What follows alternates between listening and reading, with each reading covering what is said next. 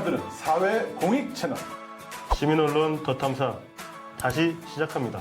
더 탐사를 응원하는 가장 스마트한 방법. 저렴한 가격, 전 제품 무료 배송, 더 탐사몰을 이용해 주세요. 쇼핑이 후원이다.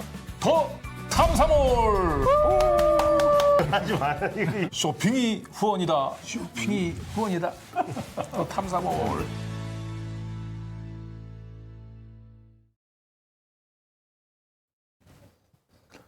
네, 시청자 여러분 안녕하십니까. 세상을 바꾸는 시민언론 민들레와 함께하는 시사 톡톡입니다. 다사다난했던 2022년을 뒤로 하고 어떻게 새해 설계 잘 하고 계신지 모르겠습니다. 나라 안팎을 둘러보면 그 희망보다는 걱정과 우려가 많으실 텐데요. 희망은 누가 가져다 주는 것이 아니고 결국 스스로가 만드는 겁니다. 우리 시민들이 2023년을 희망의 해로 함께 만들었으면 좋겠습니다. 개인적으로는 저희 시민들의 격려와 응원 덕분에 저희가 서대문 경찰서 유치장에서 쓸쓸한 연말 연시를 보내지 않을 수 있었습니다. 그래서 늘 아침에 깨어나서 더 탐사 스튜디오 올 때마다 시민분들에게 늘 감사하는 마음으로 2023년은 우리 시민들이 승리하는 한 해를 꼭 만들어야 되겠다는 각오를 다지고 있습니다. 오늘 저희 세상을 바꾸는 시민을 민들레 하는 시사 톡톡 시간에서는 또 2023년 올해 시민들과 함께 또 희망을 만드는 차원에서 또 아주 특별히 새로운 또 초대 손님을 모셨습니다. 우리 박병환 좀 유라시아 전략연구소장님이시고 러시아 공사를 지내셨던 박 소장님 나오셨습니다. 네, 안녕하십니까. 박병환입니다. 네. 그리고 늘 저희 시사톡톡 고정 멤버죠. 우리 민들레의 이명재 대표도 자리에 함께 하셨습니다. 안녕하세요. 이명재입니다. 예, 저희가 이제 2023년 반드시 우리 시민들이 승리하는 한 해로 만들자. 이제 이런 다짐의 말씀으로 방송을 시작을 했는데, 저희 더 탐사 혼자로는 많이 외롭습니다. 그리고 더 탐사가 지난해 그래서 이 기울어진 운동장 속에서 새로운 언론계의 지형을 바꾸고자 작은 공을 쏘아 올렸습니다. 민들레. 그 민들레가 작은 공에서 작은 공이 아니고 이제는 전 언론계가 긴장하고 주목하는, 그리고 언론계의 지형을 바꾸는 태풍의 눈으로 성장하고 있습니다. 조금만 더 성원을 보내주시면 저희 더 탐사와 민들레가 언론을 바꾸는 양날개가 돼서 정말로 2023년은 시민들의 목소리를 제대로 대변하는 언론 지형이 만들어질 수도 있을 것 같습니다. 그래서 프로그램 시작하기 전에 우리 민들레 그동안 지난 한 주 동안에 우리 이명재 대표님께서 어떻게 소개 좀 부탁드립니다. 먼저 우리 민들레 1만 구독 후원자 만들기에 대해서 우리 강지호 기자께서 좀 말씀을 해주시면은. 네, 아까도 얘기했습니다만은 저희 더 탐사 혼자로는 많이 외롭습니다. 그리고 민들레가 이 언론계에 그 출범하고 난 뒤에 항상 그 든든한 버팀목이 저희 돼주고 있고요. 그래서 좀 시민들 좀 후원으로 민들레가 거의 당초 목표했었던 그 자립에 필요한 기반을 한 70에서 한 80% 정도 갖춰져 있죠. 조금만 더 후원해 주시면 좋을 것 같아요. 지금 월 1만 원 정도 후원해 주신 분들은 후원 액수를 한 10,000원 정도 더 올려주시면 좋을 것 같고, 그리고 저희 민들레에 관심을 갖고 있는 시민분들 함께 1만 구독자 후원자 만들기에 참여해 주시면 조만간에 민들레가 재정에 대한 걱정 없이 이제 제대로 기자도 좀 더 뽑고, 그래서 당초 시민 여러분들께 약속했던 대한 언론을 넘어서 대항 언론으로 성장할 수 있을 것 같습니다.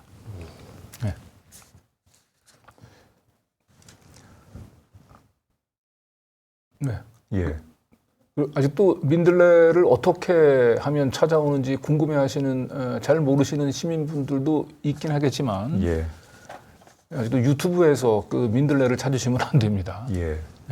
유튜브는 아니고요. 일단 아직까지는 그렇습니다. 유튜브를 앞으로 하려고는 합니다만은 저희들은 인터넷 활자 매체로 지금 화면에 보시는 것과 같이 네이버나 다음에 시민언론 민들레라고 검색을 하시면은 저렇게 들어오실 수 있고요. 지금 보시는 바와 같이 민들레 사이트에 올라와 있는 기사들입니다. 기사와 칼럼, 또 만평 저렇게 구성이 되어 있습니다. 그래서 네이버나 다음에 시민언론 민들레라고 검색만 하시면은 저렇게 들어오실 수가 있습니다. 다만 이제 저희가 지금으로서는 네이버와 다음을 통해서 저희 사이트의 검색은 되지만은 정작 우리의 기사의 검색은 안 되고 있습니다. 이것은 포털의 그 제휴 정책 때문에 창간 이후에 1년이 경과해야 진입할 자격이 주어지는 것 때문에 네, 제가 볼 때는 뭐 모든 지금 현재 그 활동하고 있는 기자 인원이라든지 그다음에 하루에 지금 생산해내는 그 뉴스 콘텐츠를 봤을 때 저희 뭐 민들레를 기존의 포털에서 뉴스 제휴사에서 뭐 배제할 수 있는 명분은 없을 것 같아요. 근데 다만 이제 그 기간이 아직 이제 출범한 지 기간이 1년이 지나지 않아서 경과 기간 1년을 제외하고는 뭐 다른 모든 조건들은 채워 나가고 있다 그렇게 생각을 합니다. 그래서 저희들이 독자들이 저희 사이트를 찾아오는 것은 아무래도 좀 한계가 있죠. 그래서 저희들이 찾아가는 뉴스를 배달해 드리는 그런 뉴스레터를 제작을 해서 지금 매일같이 발송을 하고 있습니다. 매일 6시 전후로 받아볼 수 있는데요. 뉴스레터를 받아보기 위해서는 저희 사이트에 들어와서 이메일만 남겨주시면 됩니다. 그래서 이메일과 이름만 이렇게 남겨주시면은 이렇게 뉴스레터를 날마다 받아보실 수 있고요. 지금 현재 대략 한 아침에 보니까 5,700명 정도 5,700명. 그렇게 회원으로 가입을 한 것으로 그렇게 집계가 되고 있습니다만은 더욱더 많은 분들이 좀 들어와서 저희가 네이버나 다음을 통해서 볼 수 없는 뉴스들을 이렇게 저희가 보내드리는 저희 우편 뉴스를 통해서 좀 받아볼 수 있게 그렇게 많이 가입을 해주시면은 감사하겠습니다. 네, 민들레를 민들레를 이제 바리케이트를 치고 지식인들과 뭔가 시민들이 제대로 된 우리 민주주의 그리고 제대로 된 국가를 만들 수 있는 그런 시민들 그리고 지식인들의 역량들을 좀 모아갔으면 하고요. 그래서 다시 한번 민들레에 대한 후원 부탁드리겠습니다. 그리고 지난 한 주 또 기존 언론에서 볼 수 없었던 시민들의 입장에서 시민들 를 위한 뉴스를 생산하기 위해서 많이 고군분투해 왔는데요. 지난 한 주가 있었던 사안들 중에서 특히 저희가 이제 주목했던 몇 가지 사안들을 이제 가져와 봤습니다. 먼저 이태원 참사 이야기를 빼놓을 수가 없을 텐데요. 지금 국정조사가 지금 진행되고 있죠.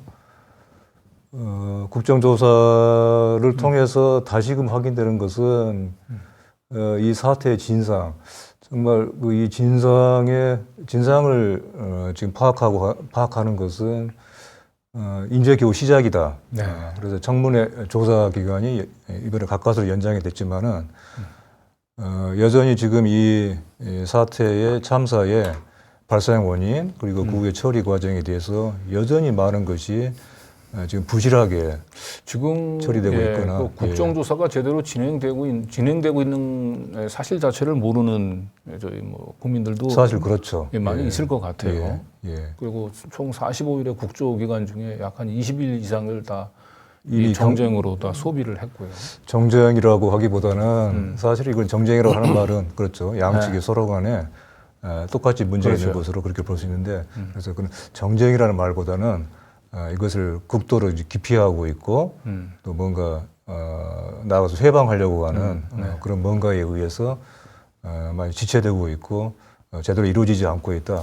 그렇게 보는 것이 맞지 않을까 싶네요. 어쨌든 이 시민 언론 민들레니 대다수 언론들은 이미 이태원 참사를 우리 시민들의 기억 속에서 지우기 위해서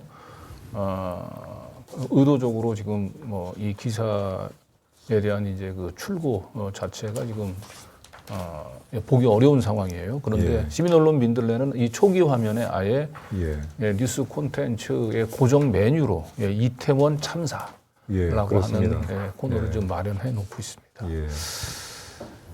자, 이태원 예. 참사에 대한 국정조사 얘기로 더 들어가 볼까요? 예. 국정조사에 지금 이제 많은 증인들이 나와서 진술을 하고 있는 가운데 네. 유족분들이 나와서 이제 하시는 말씀들 이제 이런 대목이 눈에 띄던데요. 어떤 분이 처음에 가졌던 그 슬픔과 참담함이 지금은 정부에 대한 분노로 바뀌고 있다. 그리고 지난 10월 29일에는 자식들이 죽었다면은 지금은 유족에 대한 살인이 진행형으로 지금 벌어지고 있다. 아주 피를 토하는 그런 말씀 아닙니까? 네네. 실제로 지금 하나하나 사실이 밝혀질 때마다 책임을 져야 될 사람은 책임지지 않고 지금 다음 화면에 나오는 것처럼 소방대원의 진술이 지금 있지 않습니까? 네네. 저 소방대원이 저렇게 얘기를 하더라고요. 너무나 외로웠습니다. 저 말이 정말 너무 절절한 말인데요. 지금 정작 이 문제에 대해서 설명해야 되고 해명해야 되고 책임을 져야 될 사람들은 뒤로 숨어 있죠. 그리고 발뺌하고 있고. 외려 일선서 경찰관이나 소방관들은 그 시민들의 안타까운 죽음을 이제 막지 못한 것에 대해서 책임을 느낀다라고 얘기를 그렇습니다. 하는데 바로 그렇습니다. 정작 예.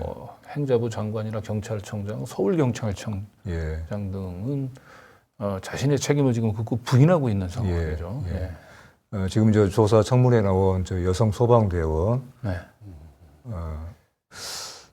그야말로 현장에서 아주 안간힘을 다했던 필사적인 구조 작업을 펼치려고 했던 저 대원이 저렇게 지금 얘기를 하고 있는 것이죠. 사실은 저 직원은 지금 우리 강진구 기자가 얘기하신 것처럼 자기의 어떤 책임이 있는 것으로 그렇게 지금 서로 자책을 하고 있는 것이거든요. 네. 어떻게 보면은 저 소방대원이야말로 또 다른 피해자가 아닌가 하는 생각이 들어요. 안타깝죠. 그리고 어쨌든 이 윤석열 대통령의 신년사 어디에도 사실은 이태원 참사에 대한 언급 찾아보기 어렵고요. 예.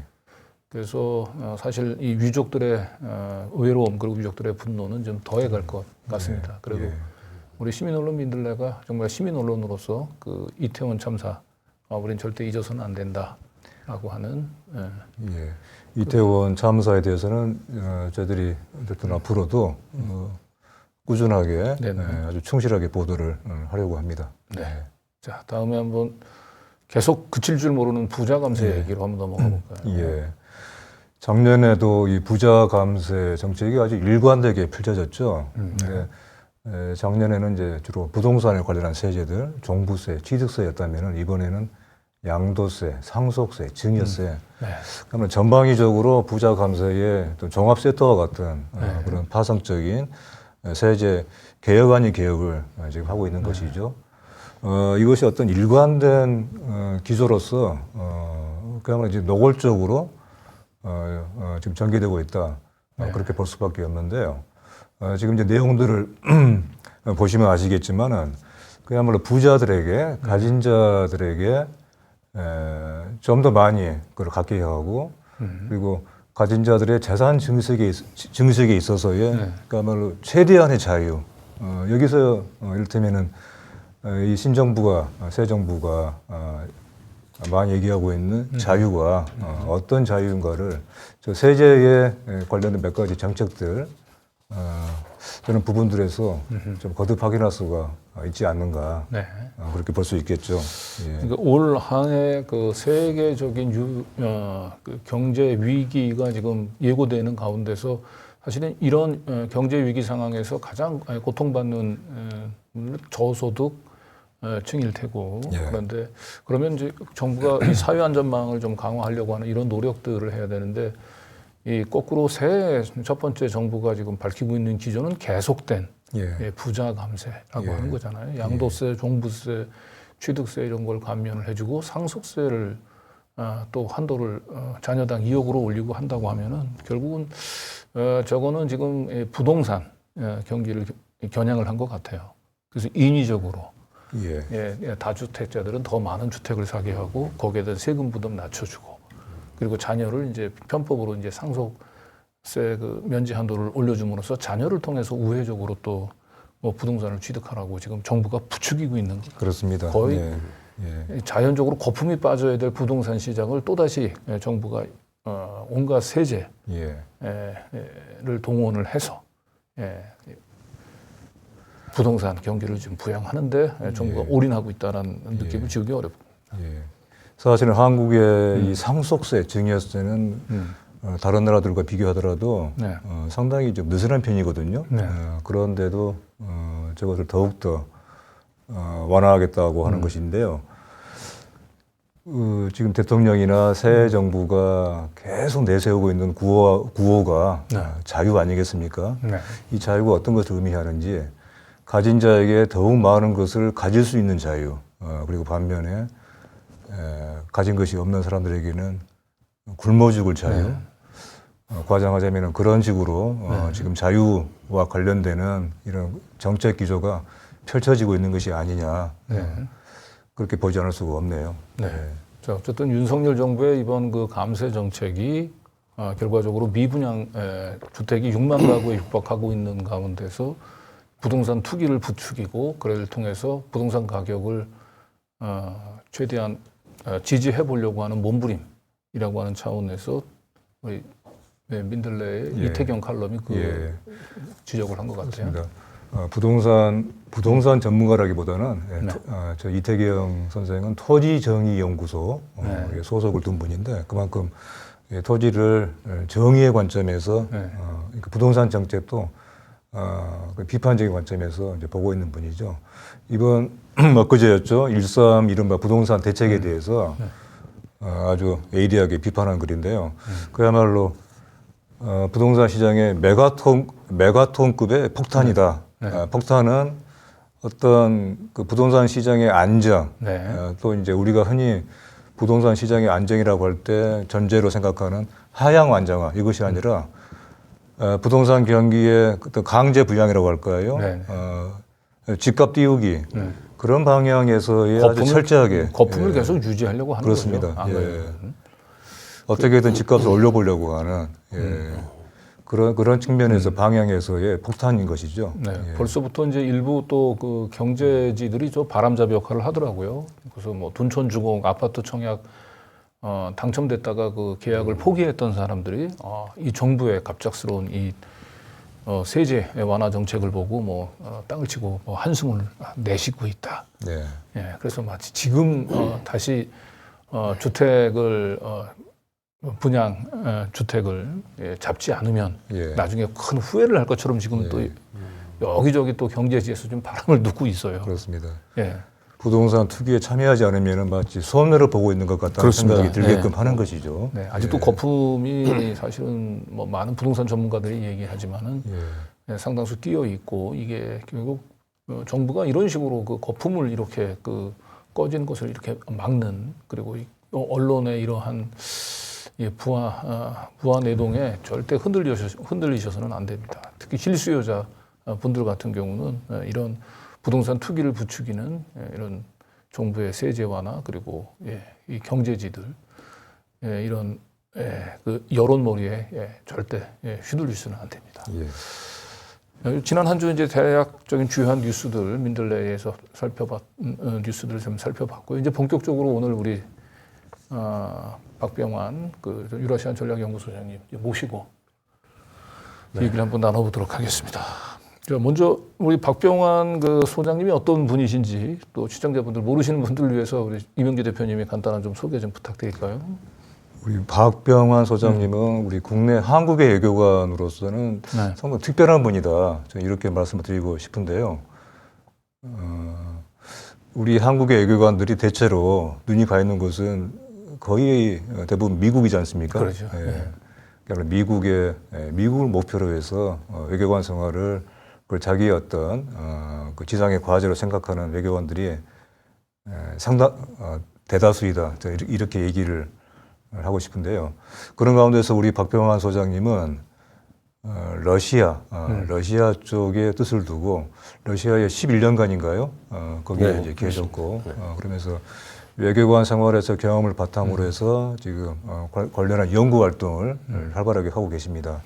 저는 박 소장님 같은 분이 정말 너무나 이제 소중하다 이렇게 생각을 하고요.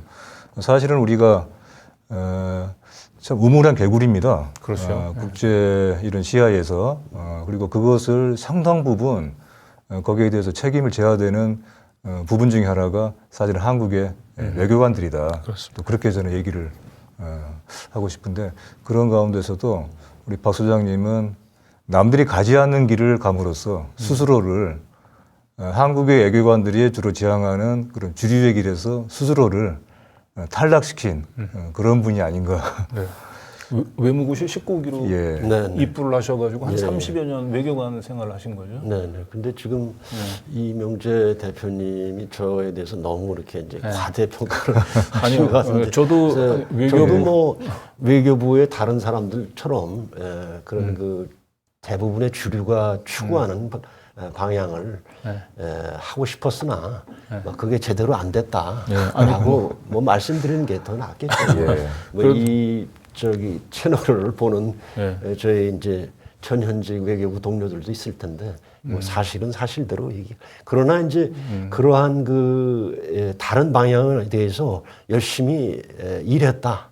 뭐 그거는 제가 자신 있게 이야기할 수 있습니다. 네, 어쨌든 저도 그 외교부에 제가 한 2년 정도 출입을 했습니다만은 30여 년 외교관 생활 중에 그 11년을 그 러시아에서 그 러시아 쪽에서 그 보냈다라고 얘기하는 거는 정말 그 거의 흔치 않은 일형일 것 같아요.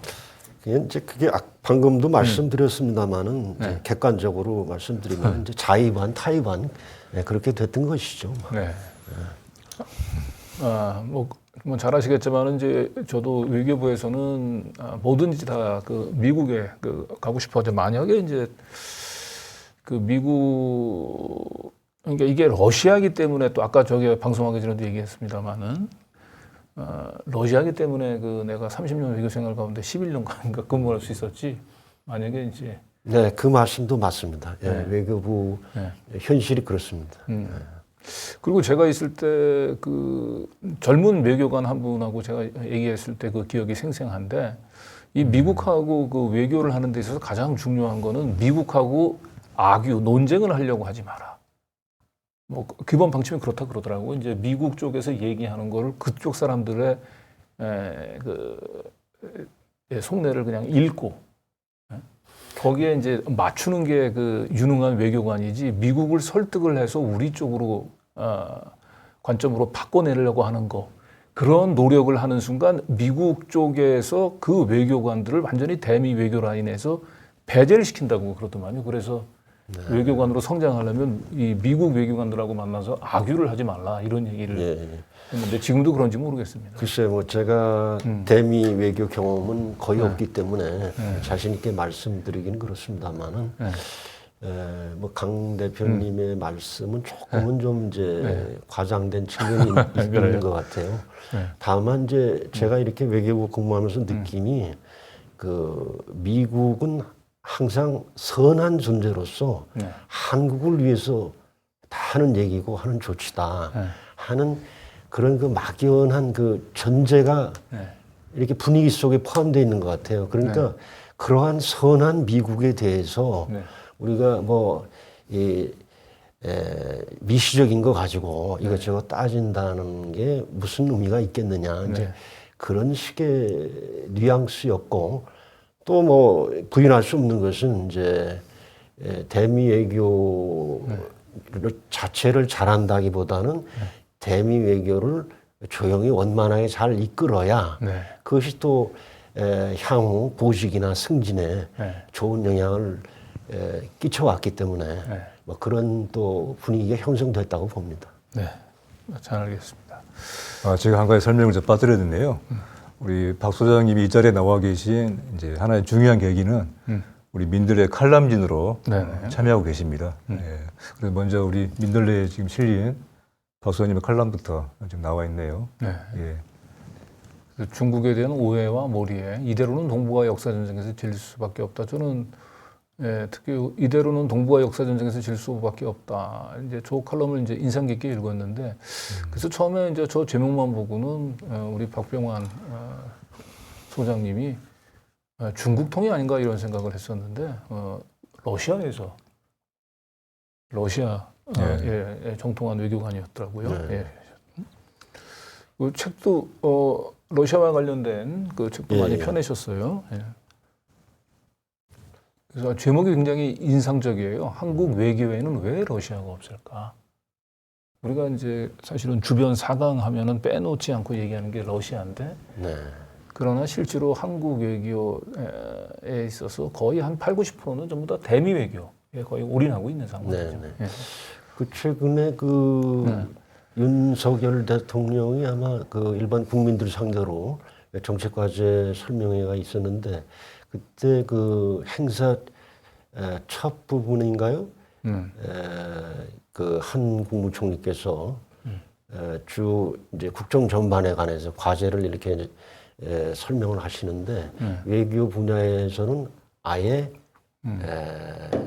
미국, 중국, 일본에 대해서만 언급을 하고, 이번에는 한러 관계에 대해서는 아예 생략을 하셨더라고요.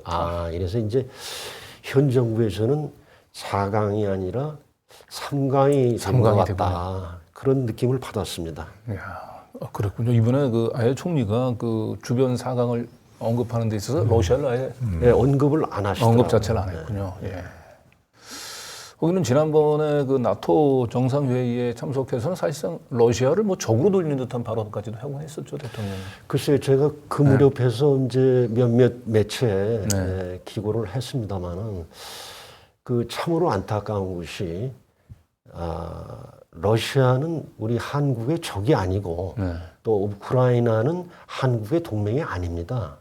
그렇다면은 우리는 제3자로서 중심을 잡고 상황이 지금 어떻게 돌아가는 것인지, 그리고 그러한 그 전개 과정이 대한민국의 국익에 어떠한 영향을 미치게 될지를 면밀히 주시하고 신중한 자세를 취해야 될 텐데, 나토 정상회의라는 데 가서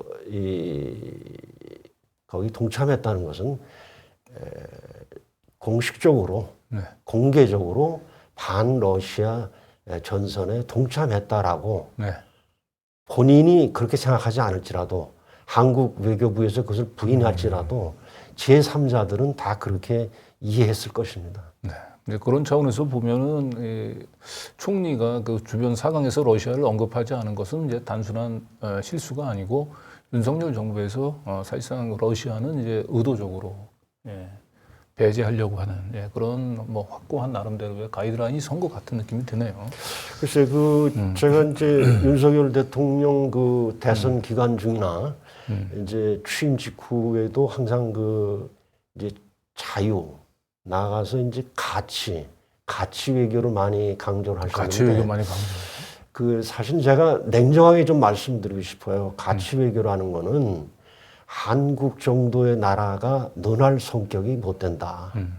이것은 미국 같은 초강대국이 어떤 대외 정책을 추진하는 데 있어서 그 동맹국이나 그 이웃 나라들의 지지나 지원을 이끌어내기 위한 수사입니다. 수사. 외교적 수사인데, 그거를 제가 보기에는 윤석열 정부에서는 글자 그대로 해석을 하는 것 같아요. 제가 이 역사적으로나 지금 현재 봐서도 선한 강대국은 없습니다. 다 자기 이익을 최우선시 할 뿐이지 포장을 근사하게 하는 것인데, 그 포장 자체를 글쎄 뭐 어리석었다고 그래야 되나요? 뭐 그걸 액면 그대로 받아들여 가지고 독창을 한 듯한 그런 거는 좀 아니지 않느냐. 자, 박 소장님이 이제 한국 외교에는 왜 러시아가 없을까, 이 문제 의식을 이렇게 집약한, 이게 책에 나와 있는 내용이죠. 보면 이제 조선 시대에는 우리는 중국의 눈으로 세계를 보았고, 현재는 소위 서방의 관점으로 이제 국제 관계를 바라보고 있는 것은 아닐까. 참으로 안타깝습니다. 지금 최근에 금년 초인가요? US 뉴즈 앤 월드 리포트사에서 전 세계 국가들을 상대로 이제 국력 평가를 하는데 종합 국력은 아니지만 일부 분과에서 대한민국이 일본을 제치고 세계 6위가 됐다고 그러더라고요. 그러면은 지금 거의 전 세계 국가가 한 200개 남짓 되는 걸로 아는데 그 중에서 6위라면 어마어마한 순위죠. 그렇다면 그러한 나라라면 그러한 그 위상에 걸맞게 세상을 사물을 국제 관계를 보는 자기 나름대로의 안목과 관이 있어야 되죠. 그런 점에서 안타깝다는 얘기입니다. 그래서 지금 이제 러시아하고의 관계는 이제 우리가 세계 6위 국력에 걸맞는 우리의 관점에서 대러 외교를 풀어야 되는데 안타깝게도 윤석열 정부 출범하고 나서는 여전히 미국의 눈으로 지금 러시아를 지금 바라보고 있는 듯한 느낌을 좀 받게 되죠. 하여튼 한국 외교에 있어 그 대미 외교가 차지하는 비중이 가장 크고 또 가장 중요하다는 것은 부인할 수가 없습니다. 그런 얘기를 하고자 하는 것이 아니라 이 주변 사강의 하나인 러시아에 대한 적절한 관심이 필요하다. 왜? 대한민국의 국익을 위해서 필요하다는 것이죠.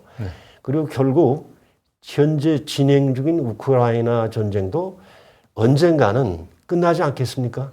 그리고 모든 것이 정상으로 되돌아갈 텐데 국가 간의 관계도 사실은 인간관계와 차이가 없습니다. 그렇다면 우리가 어떠한 그 불가피한 그러한 사정에 의해서 다소 상대방을 소원하게 할 수도 있고 소원한 관계가 생길 수도 있으나 길게 내다보고 관리하려는 노력이 필요하다.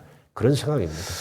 좀 안타깝게도 사실은 뭐 제 그 아들 친구 중에 한 명도 그 일찍이 이제 러시아에 가서 이제 그 총내품을 품고 한 1년간 러시아 유학을 준비를 하다가 윤석열 정부 출범하고 난 뒤에 이제 그 대러 외교가 사실상 단절되다시피 하고 하니까 결국은 러시아로 유학 가는 걸 포기하고 싱가포르로 가버렸어요. 그렇습니까? 그러니까 이게 사실 우리 젊은이들의 그 많은 어쨌든 이 뜻을 펼칠 수 있는 기회의 문도 지금 닫혀져 가고 있는 듯한 느낌도 좀 들고요. 어쨌든 한국 외교에는 왜 러시아가 없을까? 이 문제의 화두로 뒤에 다시 한번 또 우리 박 소장님 얘기를 더 여쭙기로 하고 이번에 그 우리 그 민들레가 이제 드디어 이제 그 에디터 중심 그 언론사에서 이제 현장도 좀 강화하는. 그래서 새로 지금 우리 그 30대 젊은 현장에 뛰는 기자를 이번에 채용을 하셨죠? 우리 김성진 기자라고 우리 민들레에 새로 합류를 했습니다. 기존에 다니던 언론사를 그만두고 우리 민들레와 함께 일하고 싶다. 그래서 아주 큰 결심을 했고요. 바로 이제 이번 주부터 저희가 같이 일을 하고 있는데 저 고마운 일이죠.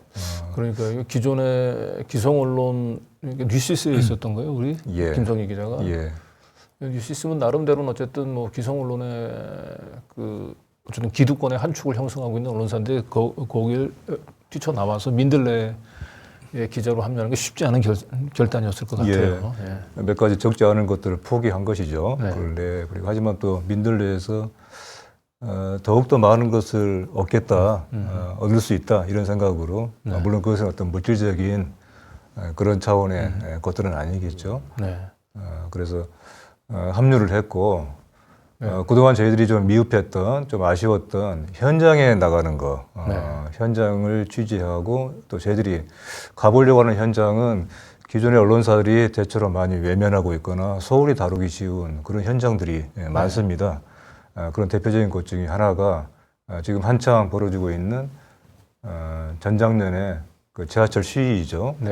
지금 사실 한국의 많은 언론들이 전작년 시위를 보도하는 양상은 대체로 전작년 시위 때문에 아침에 지하철이 제대로 운영이 안 되고 시민들 큰 불편 이런 기사가 거의 천편일률적으로 나오고 있는 것이죠. 왜가 없습니다. 왜 장애인들이 저같이 그야말로 필사적으로 시위를 벌이는가. 일부 시민들의 어떤 불평, 불만을 무릅쓰고도 제가 어떤 시위를 벌일 수밖에 없는가? 그 장애인들은 왜 이런 질문을 던지지 않는 것이죠? 그 얼마 전에 화물연대 파업에서도 동의하죠. 마찬가지죠. 파업이 시민들한테 예. 미치는 뭐 예. 불편만 사실은 확대해서 그 그렇습니다. 보도를 할 뿐이지. 그렇습니다. 예. 예. 절박한 요구가 도대체 왜 어떻게 저럴 수밖에 없는가에 대해서 보려고 하지 않는데요. 그래서 저희 민들레 그룹 김성진 기자가 가서 현장을 아주 세밀하게 취재를 했고 장애인들의 목소리를 충실하게 전달하려고 했습니다. 근데 역시 나가 보니까 그동안의 기존 언론에서는 보이지 않았던 이런 다른 모습들이 많이 보였습니다. 네.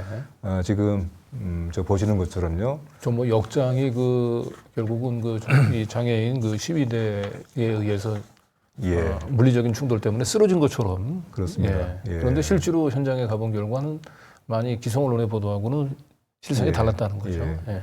휠체어를 타고 아마 스치기를 네. 스치는 정도로 그랬던 네. 모양입니다. 네. 몸이 살짝 닿았던 것 같은데 예. 물론 이제 역장의 주장은 또 다를 수 있지만은 옆에서 지켜본 우리 기자의 말로는 네. 절대로 그렇게 쓰러질 만한 그런 충돌이 아니었는데 이렇게 쓰러지고 그래서 뭐 후송차가 왔다던가 그런 식의 바로 이제 그런 현장에서 어떤 일이 벌어지고 있는가를 저렇게 취재를 한 것이죠. 네. 이제 그렇게 전해봤는데 한번 우리 김성진 기자가 직접 육성으로 네네. 그 취재 당시의 현장 상황을 얘기를, 당시 전한 상황. 게 있으니까요. 한번 보실까요? 네. 예. 기사에는 제가 제대로 말씀을 좀 못 드렸었는데 그 조이스틱이 부서져 있었어요. 그 휠체어에. 그게 좀 왜 그렇게 됐냐라고 여쭤보니까 전날 경찰들이랑 충돌하는 과정에서 부서졌다고 하더라고요. 그래서 조이스틱도 대충 마감해놓고 케이블 타이로 문폰을 보면 그렇게 나오셨던데 사실 휠체어라는 게 그분들한테는 다리인 거잖아요. 그분도 다리를 다쳤는데 언론은 그분의 다리를 주목하기보다는 멀쩡했던 역장에 쓰러진 그 다리만을 좀 주목하는 게 씁쓸하다고 할까요? 중앙일보 같은 경우에는 뭐 해당 취재기자가 열심히 하셨겠지만 역장이랑 인터뷰한 내용이 담겨 있었는데 역장이 그 해당 그 인터뷰에서 돌진했다라고 표현을 했는데 뭐 그분은 그렇게 뭐 느낄 수도 있고 본인 아프다고 주장할 수 있겠지만 과연 뭐 이게 제 양심에 좀 맞는 좀 말이고 행위인지 좀 생각을 해볼 필요가 있고요. 기사에서 제가 다 전하지 못하는 말이 있지만 이게 장애인 이동권 문제라는 게 결국에는 우리도 언젠간 다 나이가 먹어가지고 약자가 될 거고 이게 결코 지금 우리가 사진에서 보는 언론에서 보는 어떤 휠체어 타시는 분들의 만의 문제가 아닌 거거든요. 그냥 언젠가 우리가 겪어야 될 문제이기 때문에 이런 문제를 좀 함께 고민했으면 좋겠고 제 주변에서는 제 기사를 보고 우리나라도 이제 많이 발전하지 않았냐, 왜 이게 뭐가 문제냐라고 너무 과한 거 아니냐라고 말을 하는데 우리나라 그 장애인 이동권 실태조사 자료를 보면은 대략 70에서 80% 정도 시설이 좀 갖춰진 것 같아요. 근데 그 장애인의 입장에서 생각을 해봐야 되는 게 저희 비장애인 입장에서야 70-80%가 상당히 의미 있는 숫자일 수 있지만 그분들은 99%의 시설을 갖춰도 입구에 있는 계단 1%만 갖춰지지 않으면 99%가 쓸모가 없어지고 아무것도 할 수 없는 거거든요. 그러니까 하나가 불편하면 아무것도 할 수 없는 게 어떤 그분들의 입장인 건데 저희도 언젠가 그렇게 될 수 있으니까 이 문제를 좀 시민 입장에서 우리가 우리의 권리를 어디까지 좀 같이 양보할 수 있는지 어디까지 좀 가능을 보여줄 수 있는지를 좀 생각하는 계기가 됐으면 하고 언론들도 좀 자극적인 장면보다는 이분에 대해 좀 목소리를 좀 많이 담아주셨으면 좋겠다 뭐 그런 생각이 듭니다.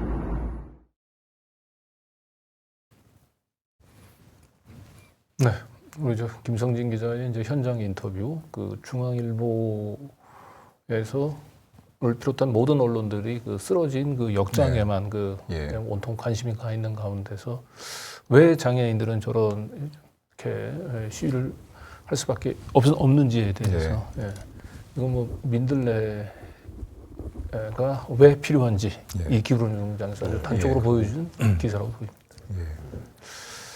보입니다. 그리고 우리 김성진 기자하고 이제 그 인터뷰 내용들을 보니까 그 이전에 우리 그 사르트르가 그 지식인을 위한 변명에서 했던 얘기가 한 구절 다시 떠오르는데, 지식인들이 가장 보편적인 관점을 갖는 방법은 가장 낮은 위치에 있는 사람의 입장에서 세상을 바라보라는 거였거든요. 그렇죠. 예. 좋은 얘기네요. 예, 그래서 사실은 우리 일반 비장애인 입장에서는 별로 높지 않은 문턱도 장애인의 관점에서 엄청나게 높고, 그 문턱 하나 때문에 다른 나머지 이 공중시설에 있는 장애인을 위한 이런 시설들이 다 무용지물이 될 수 있는. 예, 그래서 다시 한번 우리 김성진 기자의 이번 그 취재가 앞으로 민들레가 왜 우리 이 언론 기울어진 공정에서 필요한지를 아주 단적으로 잘 웅변해주고 있는 것 같습니다. 계속 우리 김성진 기자, 우리 시청자분들 많은 예, 응원 격려 부탁드리도록 하겠습니다. 앞으로 여기 우리 더탐사 방송에도 아마 나올 일이 있지 않을까 싶습니다. 네. 그리고 지난 한 주 또 민들레에서 다룬 또 주요한 소식 계속 이어가 보도록 하겠습니다. 지금 보고 계시는 저 독도는 일본 고유 영토라고 하는 것을 일본 정부가 최초로 명시를 했던, 이건 저희 이제 더 탐사에서 저희가 소개도 했었어요. 본 방송에서. 그래서 상당히 이 기사는 반응이 뜨거웠다 그러죠. 지난주에 특히 많이 봤던 기사, 아마 거의 10만 건 가깝게 그 조회수가 나왔던 기사에서 그만큼 이 사안 자체가 갖는 어떤 그 주목도가 있죠. 그리고 거기에 일본의 외교안보 지침선거에 거기에 이제 독도를 일본 고유 영토로 명시했다는 거잖아요. 그리고 특히 민들레의 저 기사에 대해서 많이 주목을 했던 이유가 뭘까를 한번 생각을 해봤는데요. 저건 사실 일본 정부의 문제이자 우리 한국 정부의 문제 아니겠습니까? 지금 나와 있는 것처럼 지금의 정부의 저자세, 일본에 대한 저자세 일관해서 저 같은 일본의 시제 말로 하면 배짱 좋은. 그러니까 그동안에 이제 극우 단체나 아니면 뭐 일본의 일부 그 극우 교과서에 또 일부 또 지자체에 또 극우 또 정치인들이 그 독도는 일본 땅이라고 하는 얘기를 하긴 했습니다만, 일본 정부의 공식적인 외교안보 문서에 독도는 일본 땅이라고 하는 건 명시했다라고 하는 건 이건 뭐 그 과거에는 상상도 할 수 없는 일이 벌어진 거죠. 지금까지 일본 정부가 감히 그렇게 못됐던 것이 이번엔 왜 이렇게 됐던 것일까에 대해서 생각을 해보면은 결국 거기에는 지금의 현 정부가 보이고 있는 그동안 일관되게 보여왔던 일본 정부에 대한 그 저자세를 넘어서서 예속적인 태도, 그것이 지적되지 않을 수가 없을 텐데요. 바로 이제 그런 점을 우리 민들레가 특히 아주 매섭게 지적을 했다고 봅니다. 그리고 거기에 대해서 독자분들이, 시민들께서 민들레 기사에 대해서 이렇게 주목을 하고 좀 박수를 보내는 것이 아닌가 그렇게 생각을 하죠. 근데 이번에 이제 물론 이제 이 보도 이제 일본 정부의 그 조치가 나가고 난 뒤에 우리 외교부에서 이제 형식적으로 항의를 하긴 했는데, 국장급 정도 불러가지고 얘기를 했다고 아마 하죠. 여기 보통 그 우리 저 소장님 이 정도가 되면 이제 외교부 장관이 보통 대사를 초치해서 항의해야 되는 사안 아닙니까? 그건 아니고요. 여기 저 강대국 대사라고 할지라도 그 카운터 파트는 외교부 내 이제 차관보 내지는 차관. 그리고 사안에 따라서는 이제 차관이 조치를 하는 경우도 있고, 보통 통상적인 경우는 차관보가 상대를 합니다. 그러니까 뭐 이번에 예를 들어서 뭐 차관보가 뭐 이제 그쪽 그 차석이나 이걸 불렀을 수도 있겠고, 저는 자세한 내용은 제가 알고 있지 못합니다. 근데 일본에 예전에 뭐 그 역사 교과서 왜곡 정도만 돼도 제가 그 있을 때는 장관이 직접 대사를 초치를 한 경우도 많이 봤거든요. 그리고 뭐 꽁치와 같은 뭐 어업 분쟁 같은 거에서도 뭐 대사가 직접 장관이 대사도 부르고 했는데, 외교에 있어서는 그 의전, 격이 또 중요하거든요. 장관이 일본 대사를 불러서 했다. 그냥 생각하면 가장 최고의 항의 표현이라고 생각하실 수 있는데, 그 얘기는 원래는 사실은 여기 강대국 대사, 미국 대사도 마찬가지예요. 카운터 파트가 장관이 아닙니다. 그럼 오히려 이 주한 일본 대사의 격을 올려주는 걸로 그럴 비춰질 수도 수가 있나요? 있어요. 그래서 근데 어쨌든 이 달리 보셔야 되죠. 항의 초치를 했는데 항의를 했다라고 하는 거 그리고 이 독도가 일본 고유 영토라고 하는 걸 명시했다라고 하는 것 자체가 사실 대부분 언론들의 보도가 되지는 않았고 네. 외교부가 또 그 이제 일본 이제 외교관들을 불러서 초치하는 이 과정도 거의 소개가 되지 않았습니다. 그래서 제가 보기에 형식적인 항의고 결국 이 파동을 그냥 조용히 그냥 그 마무리하려고 하는 이제 그런 그 의지가 좀 담겨 있는 것 같아요. 그런데 아니 독도를 일본 고유 영토라고 명시를 했던 이 외교안보 일본 정부의 공식 문서 이런 걸 이렇게 조용히 넘어갈 수 있는 사안은 아닌 것 같은데 이거는 당연히 당분간 단기적으로 그 한일 간 외교 관계에 냉각기를 갖는다 하더라도 이건 강력한 좀 항의가 좀 필요한 사안이 아닌가 싶어서. 그런데 이제 간과할 수 없는 명백한 사실은 뭐냐면은 네. 현재 대한민국이 네. 독도를 실효 지배하고 있습니다. 네. 그렇기 때문에 일본이 어떠한 주장을 하든지 우리 실효 지배가 흔들리는 것은 아니고 그렇기 때문에 감정적인 반응보다는 공식 절차에 따른 항의 정도로 충분한 거 아니냐. 이제 왜 그러냐면 일반 시민들께서 좀 간과하시는 게 뭐냐면은 독도 문제가 가지고 양국 관계가 시끄러울수록 독도가 분쟁 지역으로 돼버립니다. 네네. 그러면 제3국에서 봤을 때는 이게 역사적으로나 어떤 면으로 보나 당연히 대한민국 영토라고 생각하는 나라도 있겠으나 그렇지 않은 나라도 있기 마련입니다. 그래서 이것을 국제사회에 크게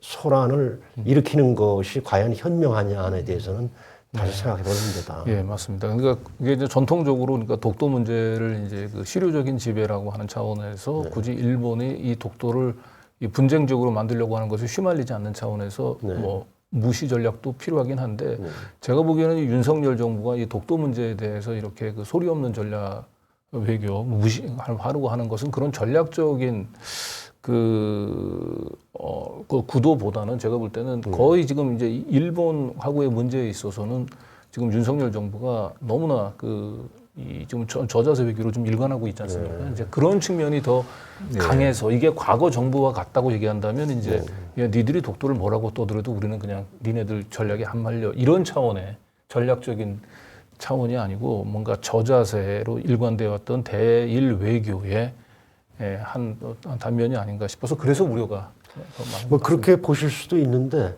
제가 보기에는 이제 윤석열 정부를 이해하는 입장에서 보면은 기존의 그 현안들이 있지 않습니까? 강제징용공 배상 문제라든지 일본군 위안부 문제 배상 문제가 있는데 이제 그런 게 사실은 현안이죠. 그래서 그런 문제를 해결하는데 독도 문제로 인해서 그것이 오히려 방해가 되지는 않을까. 그러니까요. 조금 신경이 쓰이는 걸로 좀 보입니다. 네, 그러니까 이제 뭐 과거사 문제에 대해서 그 윤석열 정부가 원칙적인 우리 정부의 입장을 견지를 해오는 가운데서 독도 문제에 대해서 그런 전략적인 대응을 했다라고 얘기를 한다면 이해가 가는데 그렇지 않고 윤석열 정부는 출범하자마자 그 과거사 문제에 있어서 과거 일본의 극우 세력들이 주장하는 걸 다 수용하고 일본의 재무장하는 부분들을 사실상 외려 다 용인을 하고 있고 그런 가운데서 이 독도 문제만저 이렇게 침묵을 하니까 이것은 단순한 우리가 전략적인 의도를 가지고 접근하는 것보다는 그래서 그 대목에서 제가 저 대표님하고 조금 다른 견해를 말씀을 드릴 텐데 그런 그 일본의 그러한 그 행태가 문제가 안 된다는 것이 아니라 모든 사안은 그 문제의 성격이나 정도에 맞춰서 적절히 대응을 해야 된다는 말씀을 드리고 우리 사회가 일본과 관련된 문제에 대해서는 아주 지나칠 정도로 과민한데 같은 영토 문제라 할지라도 중국과 관련되어 된 것은 굉장히 뜻밖에도 미온적인 겁니다. 예를 들면은 서해 지금 이 시각에도 중국 어선들의 불법 조업이 자행되고 있는데 이 문제에 대해서 우리 언론이 별로 관심을 안 가져요. 제가 러시아에 있을 때 그 중견 기자단이 거기 왔었어요. 그래서 그 문제를 한번 제가 그 문제는 이제 또 나중에 다시 또 뒤에서 더 다루기로 하고요. 그래서 일본에 대해서만 그렇게 할 거는 아니다. 예. 그러니까 그렇죠. 그러니까 모든 뭐 주변 사강이나 어쨌든 그 외국과의 외교에 있어서는 이제 우리 스스로의 관점을 갖는 게 중요하긴 하고 그 원칙은 뭐 일본뿐만 아니고 중국 다 마찬가지로 적용이 되긴 해야 되겠죠. 그런데 어쨌든 이번 그 뭐 외교부의 신중한 그 대응 뭐 전략적인 의도를 가지고 했는지는 모르겠는데 예, 최소한 그 일본 정부의 외교안보 공식 문서에 독도를 일본 고유 영토라고 명시한 부분들이 국내 언론에조차도 보도가 되지 않고 이렇게 아무런 별다른 일이 아닌 것처럼 넘어가고 있는 이 사태는 제가 보기엔 이거는 그냥 그렇게 쉽게 간과할 수 있는 문제는 아닌 것 네, 물론 같아서 그 일본의 그 움직임에 대해서는 정확히 파악을 하고 있어야 되죠. 네. 그래서 그 우리 언론에서도 너무나 그 대수롭지 않은 일처럼 넘어가고 우리 정부의 그 대응도 너무 저자세로 일관하고 있는 듯한 느낌도 들고, 근데 이런 가운데서 우리 이제 민들레 이제 독자분들도 많이 지금 우려를 좀 표시하고 있는 거죠. 우리 소장님의 어떤 그 외교관의 경험에서 우러나오는 신중하게 접근해야 된다 이런 말씀에 또 상당 부분 공감하면서요. 하지만 또 저는 지금 이 문제가 이 사안을 처리하는 과정에서 염려가 되는 것은 감정적인 대응은 물론 우리가 매우 조심해야 되겠지만은 근데 이것이 어떤 감정적인 대응을 넘어서서 우리 정부에게 일본과의 이런 여러 가지 오랫동안에 많은 그 묵은 문제가 되어오고 있는 여러 사안들에서 최근에 이번 정부가 보이고 있는 지난 몇 달간의 태도들 그리고 어떤 대응들에서 일관되게 보이고 있는 어떤 하나의 흐름이 있거든요. 우리 정부에게 어떤 과거의 정부에서 하나의 원칙으로 그리고 오랫동안의 어떤 역사적인 그런 진통 속에서 우리가 견지하고 있는 이런 몇 가지의 원칙들 그런 것이 과연 확고하게 분명하게 견지되고 있는가에 대해서 상당한 의문이 제기되고 있기 때문에 금방 우리 광진구 기자와 같이 지금 이 사안에 대해서 이런 식으로 국장급이냐 대사급이냐 이런 것이 본질적인 문제는 아니라고 하더라도 근데 하지만 이런 것이 과연 어떤 배경에서 과연 어떤 확고한 방침에서 나온 것인지 이것을 하나의 그냥 넘어가면은 차라리 넘어가면 좋겠다 이런 정도의 대수롭지 않은 사안으로 보려고 하는 태도에서 비롯된 것은 아닌지 그런 점에 대한 경각심은 분명히 필요하지 않겠는가 그런 생각이 듭니다. 그래서 지금 막 보려고 하고 있는 것처럼 우리 민들레 들판에 들어온 어떤 독자분의 이번 사태에 대한 어떤 개탄의 글인데요. 저분은 국내가 아니고 멀리 외국에 사시는 분입니다. 그런데도 국내에서 지금 벌어지고 있는 일에 대해서 너무 그 어이가 없고 화가 나서 제가 어떤 장문의 글을 보내오셨어요. 저분은 이렇게 이제 얘기를 하고 있는데요. 최근에 만난 어떤 일본 사람이 독도는 일본 땅이라고 주장하더랍니다. 얘기를 하더랍니다. 근데 거기에 대해서 자기가 상당히 당황했는데 이제 앞으로 만약에 독도가 일본 땅이라고 하는 것이 일본 국민들 사이에서 정부의 어떤 이런 문서 명시와 같은 이런 움직임을 통해서 하나의 사실로서 굳어져 버리게 되면은 지금은 그런 말을 하는데 조금은 좀 주저하는 것이 있는 것 같은데 앞으로는 그런 말을 더욱더 당당하게 하겠구나. 이렇게 얘기를 그렇죠.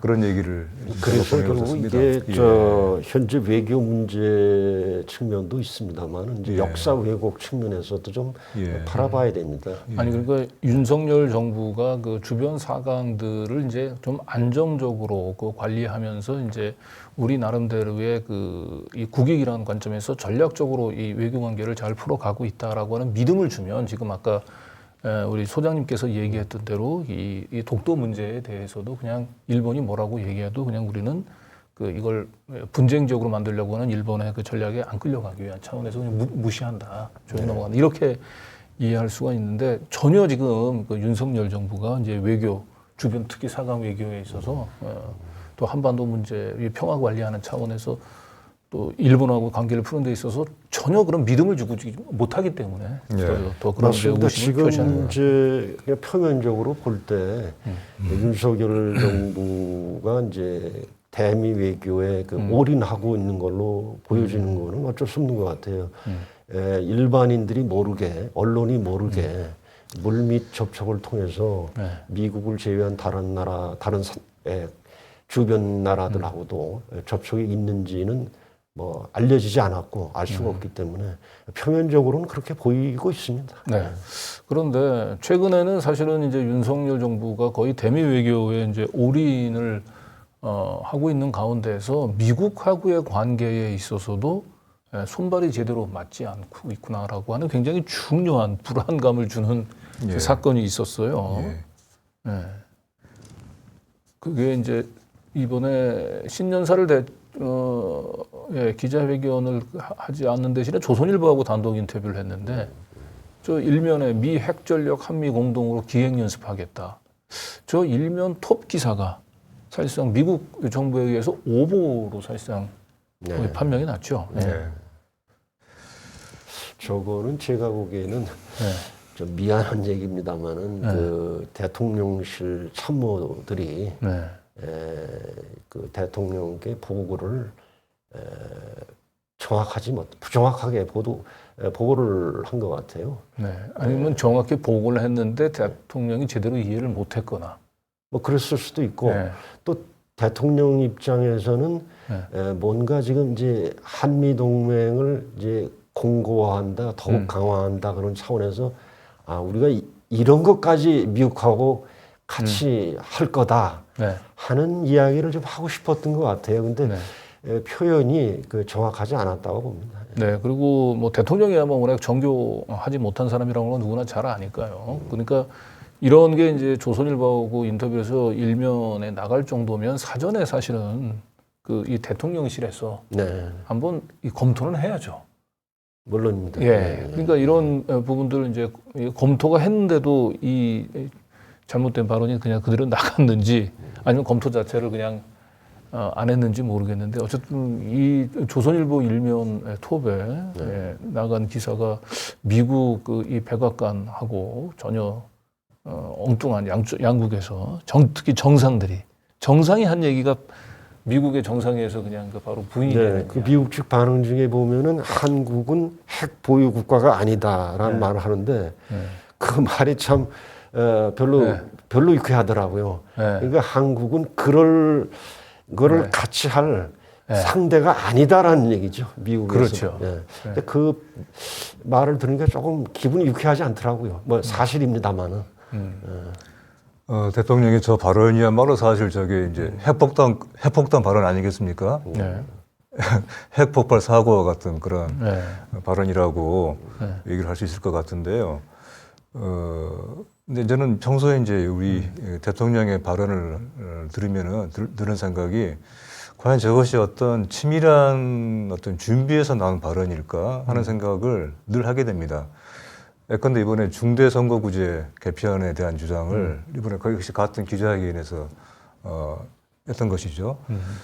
근데 그 중대선거구제에 대해서 지금 아주 정치권은 물론이고 뭐 많은 지금 많은 얘기가 나오고 있는데 우리 민들레 에디터가 쓴 기사에 말미가 이렇게 되어 있습니다.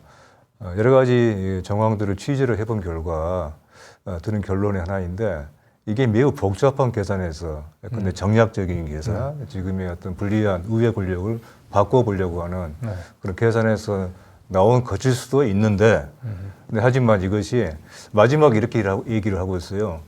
그냥 한번 툭 던져본 말이다.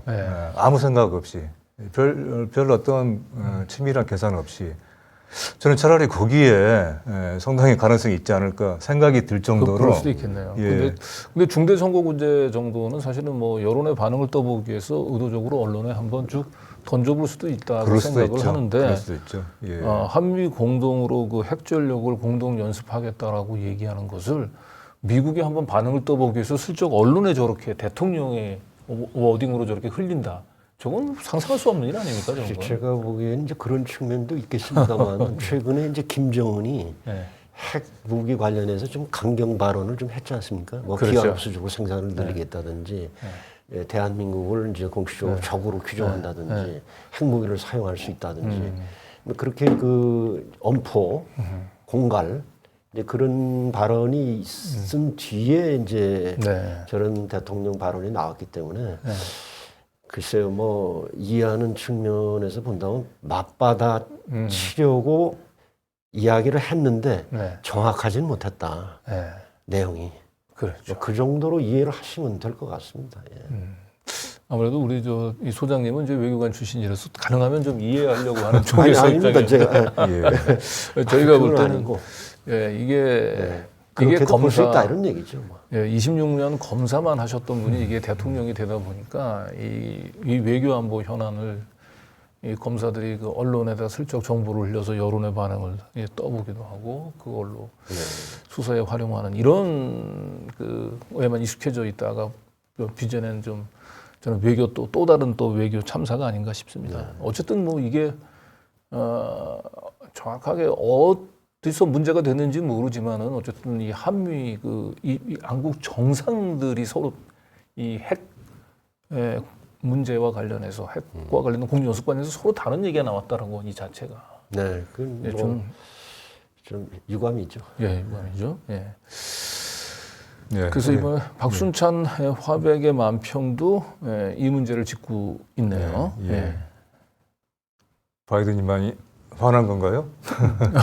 예, 그만 좀 해라라고. 예, 바이든 쪽팔려서 어떡하나 뭐 이런 것에 대해서 감정적으로 이번에 또 한 방 먹인 건가요? 어쨌든 참 또 다른 외교 참사. 웃어만 넘길 수만 없는 그런 장면이죠. 예. 그렇습니다.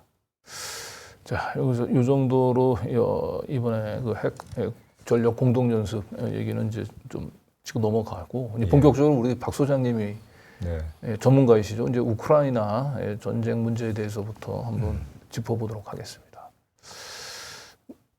우크라이나 전쟁이 우리의 전쟁이 되어서는 안 된다. 이게 이제 우리 박 소장님이 이제 여러 지금 최근에 언론들의 주로 많이 내시는 목소리 같은데. 네.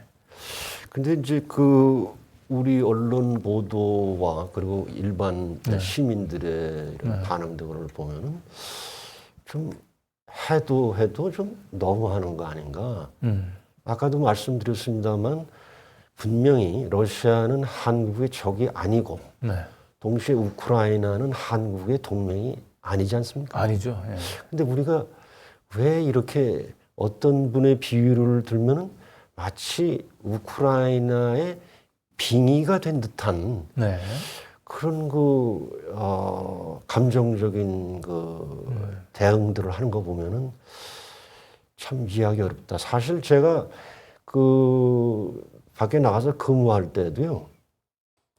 제 이제 지인들이죠. 나름대로 뭐 공부 꽤나 하고 교육 꽤나 받았던 사람들입니다만은 우즈베키스탄과 우크라이나를 구분을 못하는 나라예요. 일반인들이요. 근데 언제 우크라이나를 봤다고 저렇게 맹목적으로 일방적으로 마치 우크라이나는 선이고 러시아는 악이다. 그렇게 볼 수 있을까? 근데 제가 항상 하는 얘기지만은 국제사회에 착한 나라는 없습니다. 우리와 이해관계가 맞느냐 안 맞느냐 또 얼마나 맞느냐 뭐 그런 게 있을 뿐이지.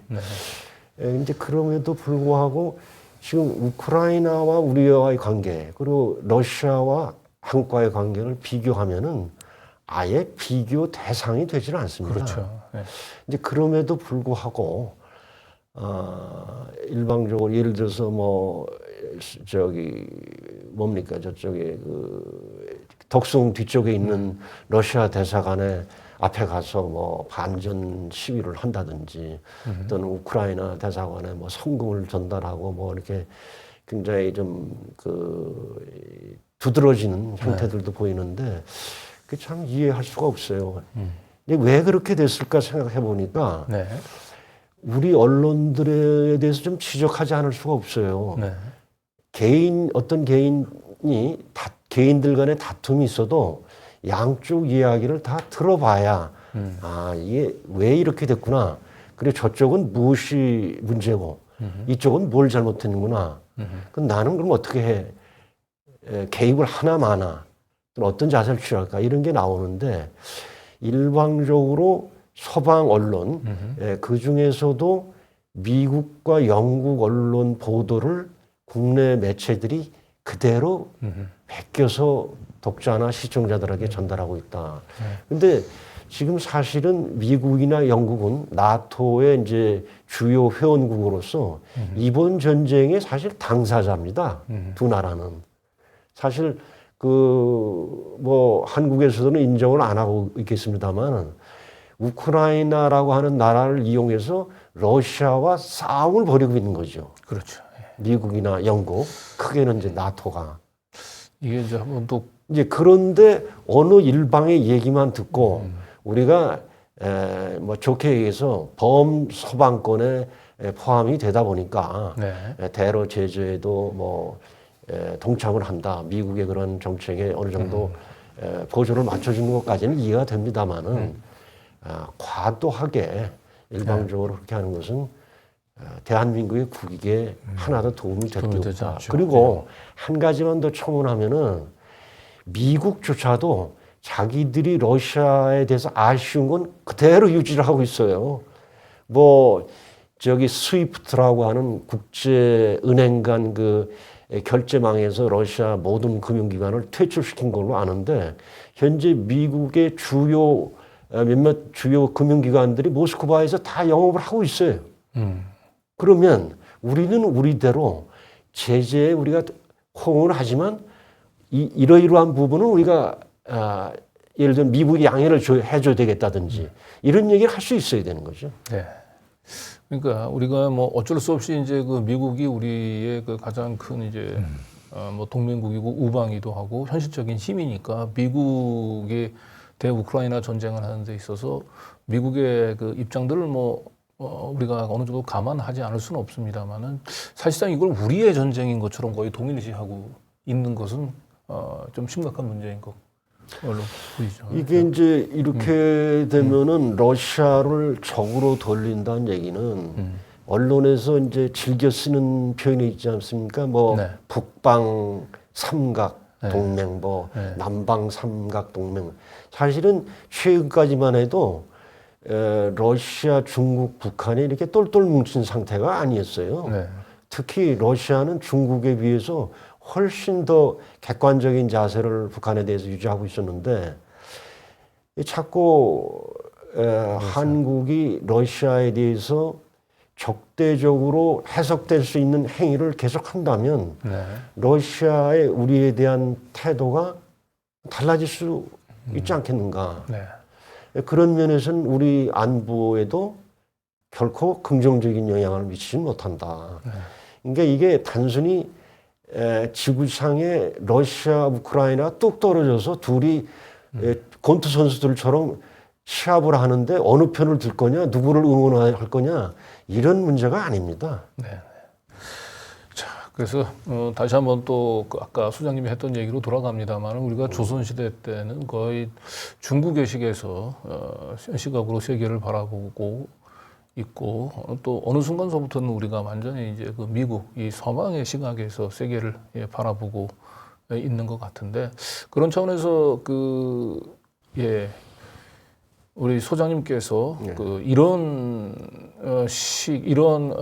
잘못된 그 사관에서 탈피하지 않으면 우리는 절대 역사 전쟁에서 이길 수 없다라고 하는 내가 이제 칼럼들을 좀 게재하셨죠. 그래서 우리 이 외교 관료도 중요하긴 합니다만은 우리 사학계조차에도 기득권 세력들이 있다. 여전히 그 일제가 심어놓은 그 잘못된 그 프레임 때문에 지금 우리가 오문한 개구리식 외교에서 탈피하고 있지 못하는 게 있는 게 아닌가. 이제 그런 문제를 좀 지적을 하셨는데 오늘 한번 그 부분들을 조금 지난번 칼럼에서 우리가 맛보기로 네. 했습니다만은 하시고 싶은 얘기가 많은 것 같아서 예. 한번 좀 기회를 한번 좀 지금 이제 뭐 이 1, 2년 된 얘기가 아니고 벌써 오래됐습니다만은 이제 이웃 나라인 일본과 중국의 역사 왜곡이 도를 넘고 있습니다. 예를 들면 2017년에 시진핑 주석이 트럼프 대통령과 회담을 할 때 한국이 원래 중국의 일부였다라는 발언을 했다고 사후적으로 트럼프 대통령이 밝힌 바 있습니다. 그러면은 그 미중 정상회담에서 시진핑 주석이 왜 그 한국이 중국의 일부였다는 얘기를 했을까? 그게 그냥 나온 얘기가 아니고 또 지나가는 얘기로 한 것이 아니다. 지금 이제 화면에 나가고 있습니다만 중국이 이제 공식적으로 동북공정이라는 건 2000년대부터 시작한 걸로 되어 있습니다만 실제로는 그 이전부터 이 역사 왜곡을 자행해 왔는데 그것이 중국 사람들이 중국 내부의 어떤 자유행위로 끝나는 것이 아니고 국제사회에서 한국과 중국과의 관계는 과거에 이러했구나 하는 인식을 심어주고 있다는 거죠. 그리고 실제로 그 서양 미국이나 영국에서 나온 이 동아시아 지도를 봐도 지금 우리가 알고 있는 한국의 역사와는 다르게 표기되어 있다는 얘기죠. 이것은 현재 우리 대한민국의 국제관계뿐만 아니라 앞으로의 그 미래에도 부정적인 영향을 끼칠 수밖에 없다. 그리고 일본도 마찬가지입니다. 저기 이제 화면 하나 보여주시면 좋겠는데 일본 그 교과서에 나와 있는 것도 보면은 이런 거죠. 이 고대 이 한반도의 북부는 중국의 식민지고 남쪽은 일본의 식민지였다는 얘기를 교과서에 저기 가르치고 있는 겁니다. 그러면은 대한민국의 역사라는 거는 이제 어떻게 되는 겁니까? 물론 제가 냉정하게 얘기를 합니다. 과거는 바꿀 수도 없고 바꿔서도 안 됩니다.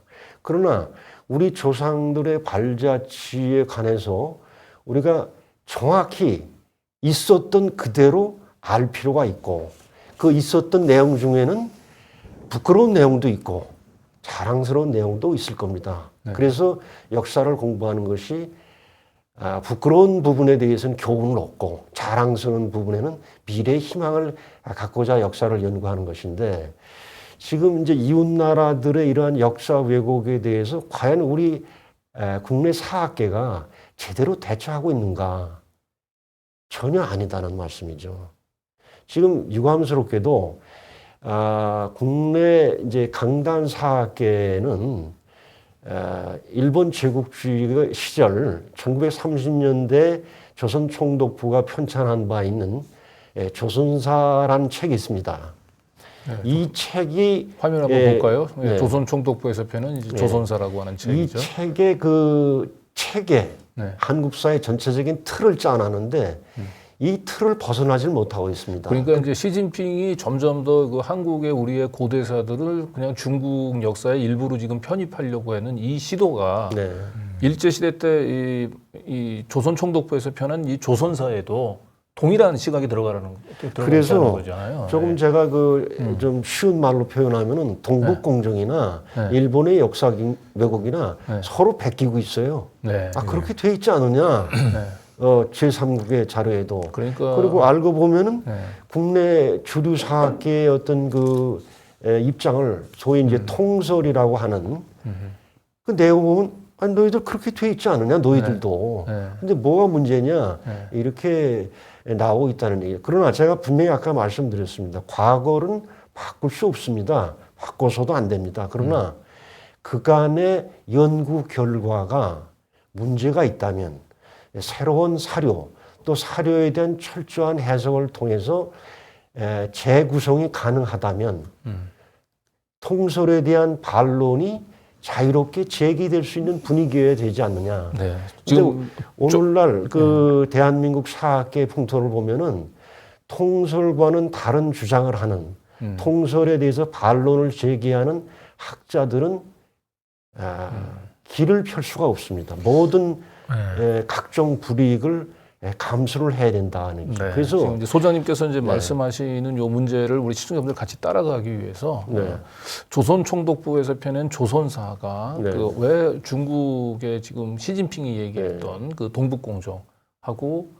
맞닿아 있는지 이제 조선총독부에게 펴낸 조선사의 구체적인 문제점들을 조금 구체적으로 먼저 한번 살펴보고 하셨으면 좋을 것 같아요. 그럼 우선 뭐 조선 동부 조선사를 뭐 강의하고자 하는 것은 아닙니다만 제일 중요한 것 중에 하나가 시대 구분입니다.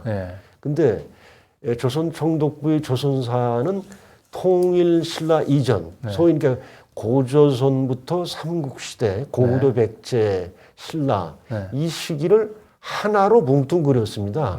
그게 결코 짧지 않은 기간인데 그 다음에 통일신라, 고려시대, 조선전기, 중기, 후기 이렇게 나눠보는 겁니다. 그러니까 한민족 역사가 태동 단계, 뭐 사람으로 말하면은 유소년기의 역사를 사실상 지우려고 했다.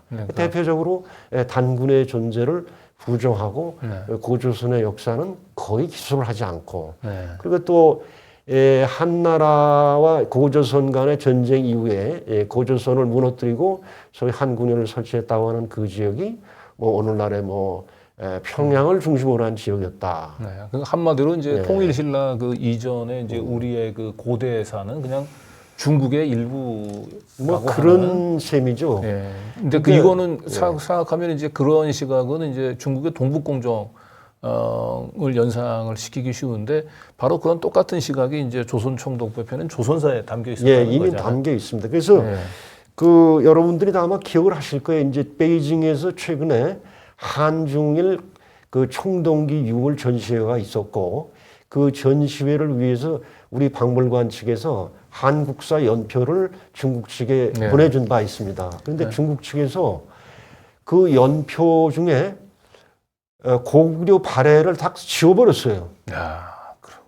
그게 그러니까 통일신라 이전에 뭐 그런 셈이죠. 이제. 그러니까 이미 중국은 고구려 발해가 다 중국사라고 좀 간주를 하고 주장을 하고 있습니다. 자, 그렇지만 이제 한반도는 한 번도 중국 땅이었던 적이 없다. 이게 뭐 이제까지 이제 통솔은 지금 한반도 북부 그러니까 이제 평안도, 함경도 그리고 이제 압록강 유역에 고조선이 있었고 그 지역에 이제 한나라가 군현을 설치했다. 그러나 그간에 소위 이제 일부 학자들이 이제 비주류 일부 학자들이 연구한 결과에 따르면 사실은 그 지역이 거기가 아니고 지금 만리장성이 끝나는 그 지역에 가까운 그래서 북경에서 그렇게 멀지 않은 지역입니다. 그 지역으로 좀 비정을 하고 있다는 얘기죠. 그래서 저는 제가 뭐 전문 사학자는 아니기 때문에 비주류 학자들의 옳다 그르다 얘기보다는 이러한 유력한 가설이 제기되면 같이 터놓고 치열한 토론을 거쳐야 되는데 그렇게 토론이 이루어지고 있지 못하다는 얘기죠. 사실 노무현 정부 당시에 그 당시 이제 동북공정이 크게 논란이 돼가지고 이러한 대처를 위해서 노무현 정부에서 이제 동북아 역사재단을 만들었는데 동북아 역사재단이 한 일이라고는 소위 한나라가 고조선을 무너뜨리고 설치했다는 한군현을 영문 책자로 만들어서 군현의 내용을 전 세계에 홍보하는 일이었어요. 그리고 또 어처구니 없게도 동북아 역사 지도를 만들었는데 그것이 지금 국제적으로 문제가 되고 있는 중국 역사학자 담기양이라는 분이 만든 중국 역사 지도하고 거의 비슷해요. 그것도 엄청난 국민의 혈세를 들여서 했는데 어찌 이럴 수가 있는가. 그래서 결국은 다 이런 것이 우리 강단세 사학계가 자신들의 학문 권력을 그대로 유지하고 있으면서 통솔에 집착하고 통솔에 대한 유력한 반론을 허용하지 않고 무시하는 그런 분위기가 계속되고 있기 때문에 중국이나 일본의 역사 왜곡에 대해서 사실 제가 전쟁이란 말을 썼습니다만 전투조차 하지 못하고 있는 상태입니다. 네. 자, 그리고 이제 이 중국 쪽에 우리 한국의 고대사를 바라보는 시각을 압축적으로 보여주고 있는 게 이제 우다웨이 육자회담 중국 수석 대표가 했던 발언인데 이게 2015년도에 했었던 얘기인데. 네. 지금 우리 사회에 그래도 간도 되찾기 운동 본부도 있고 많은 이제 역사고시에 투철한 분들이 많고 사실 중국 정부도 그걸 잘 알고 있어요. 그리고 이제 1909년에 그 당시 이제 대한제국이 외교권을 상실한 뒤에 일본과 청나라 간에 맺어진 간도 협약을 통해서 이제 간도가 청나라에 넘어갔는데 그 과정이 사실 문제가 많았습니다. 중국도 그거를 잘 알고 있습니다. 그래서 이렇게 말씀드릴 수가 있어요. 남북 통일 이후를 우리보다 중화인민공화국 쪽에서 더 염려하고 있다. 그래서 학자가 아닌 중국 외교부 고위 관리가 저런 발언을 했다고 보여집니다. 네, 잘 알겠습니다. 자, 어쨌든 지금 이제 쭉 뭐 사실 이 상세한 설명들을 좀 부탁을 좀 더 정확한 이해가 올 텐데 어쨌든 오늘 이제 시청자 여러분들이 기억해야 될 것은 우리의 그 자랑스러운 고대사를 그 중국 역사의 일부로 편입하려고 하는 이 중국의 동북공정이 사실은 이제 일본의 그 조선 총독부에서 펴낸 조선사 나와 있는 시각하고 정확히 일치한다는 겁니다. 그래서 동북공정을 극복하기 위해서는 이 일제가 우리 이 강단 사학기에 심어놓은 이 조선사에서 우리가 탈피를 해야 되는데 그 조선사에서 하려고 하는 우리 이 제야 사학자들 그러니까 이 기존의 어쨌든 이 기득권을 가지고 있는 강단 학파들에 의해서 밀려난 이 제야 사학자들에 의한 이런 많은 의미 있는 이 조선사 편수회가 펴낸 일제 총독부가 펴낸 그런 잘못된 식민사관에서 벗어나려고 하는 이런 많은 노력들이 이거 기존 이 주류 강단학계에 의해서 지금 계속 무시당하고 핍박당하고 있는 그런 상황을 이제 오늘은 얘기를 하시고 싶어하는 것 같아요. 그래서 그거를 제가 간단히 요약을 해서 말씀을 드리겠습니다. 2014년에 그 국회 동부가 역사 왜곡 특별위원회의 결정으로 이 발주된 그 연구 프로젝트입니다. 이제 교육부 산하 한국 연구재단이 이제 관리를 하는. 그래서 이제 2014년에 그 사실은 역사 특위의 도움을 받지 않았더라면 저런 사업을 주체로 선정이 못 됐을 겁니다. 어쨌든 5년 뒤에 이제 결과물을 제출을 했는데 작년 11월에 교육부가 한국연구재단의 평가 결과를 공문으로 알려왔는데 불합격 판정을 했습니다. 그리고 이제 연구부 일부를 반납해라. 그리고 연구 참여자는 앞으로 5년간 국가 프로젝트는 참여 못한다. 근데 이상한 것이 1차 심사에 때는 그 결과물에 문제가 있기 때문에 출판할 수 없다. 이런 이유로 이 불합격 판정을 하더니 2차 심사에는 과제 결과물을 출판하지 않았다. 이 두 가지 말이 오순되지 않습니까? 그렇죠. 근데 사실 알고 봤더니 사실 조선사라는 거를 이제 강단사학에서는 그거 이 한국 역사에 관련된 중국, 한국, 일본의 사료를 발췌하여 모아놓은 책에 불과하다. 왜 그거 가지고 시비냐? 그런 주장을 폈습니다. 그게 아니고 사료 집인 동시에 아까 제가 앞서 말씀드린 것처럼 그런 시대 구분에 따라서 조선 통사를 서술을 해놨어요. 근데 그 과정에서 사료 왜곡 또는 사료의 자의적인 해석 그런 걸 통해서 이제 여러 가지 문제가 많았는데 그런 거를 이제 인하대 고조선 연구에서 찾아내서 바로 잡은 거예요. 그러니까 이 내용이 그러니까 번역 부분에 대해서는 얘기할 거 없고 정밀 해제 부분에서 한국연구재단의 심사위원단을 구성하는 강단사학계가 불편하다고 느낀 거죠. 네. 자신의 통솔과 반하기 때문에. 그래서 이런 그 객관적으로 누가 봐도 논리적으로 맞지 않는 이유로 불합격 판정을 내려서 지금 현재 그 인하대 고조선 연구소가 저런 제재를 이제 받게 생겼습니다. 아하, 참. 그러니까 우리가 사실은 그 과거사 왜곡하면 항상 일본 정부의 그 과거사 그 왜곡만 우리가 생각을 했는데, 정말 그 일제 총독부 산하의 조선사 편수회가 펴낸 이 조선사를 통해서 우리 이 강단학계 그리고 강단학계를 통해서 대다수 많은 사람들의 무의식 속에 자리 잡아 있는 그 잘못된 일제가 심어놓은 그 과거사를 다시 바로잡는 것이 이제 굉장히 중요한데 2014년도에 굉장히 의미 있는 인하대 고조선 연구소에서 이거 국가과제로 지정이 돼서 조선사 편수회가 왜곡돼 있던 왜곡해 놓은 그런 과거사들을 바로잡기 위해서 한 5년간이나 굉장히 큰 프로젝트를 해서 이제 연구 자료를 이제 집대선에서 이걸 펴내려고 했는데 그게 정부가 거꾸로 나서 가지고 처음에는 이 과제 연구 결과 잘못됐다 이렇게 흠집을 잡다가 아니다 니네들은 5년 동안 우리가 돈 주고 했는데 그동안에 과제를 출판을 하면 아무것도 안 했네라고 거꾸로 지금 트집을 잡고 있다는 거잖아요. 지금 디지털 문서로 돼 있죠. 그래서 제가 사실은 주장하고 싶은 것이 저도 이제 전문 학자는 아닙니다. 그걸 지켜보면서 뭐 어느 쪽의 주장이 또는 비주류 학자들의 주장이 100% 옳다 이런 얘기를 하려는 것은 아닙니다. 학문의 자유를 저는 강조를 하고 있습니다. 우리 헌법에도 학문의 자유가 규정되어 있습니다.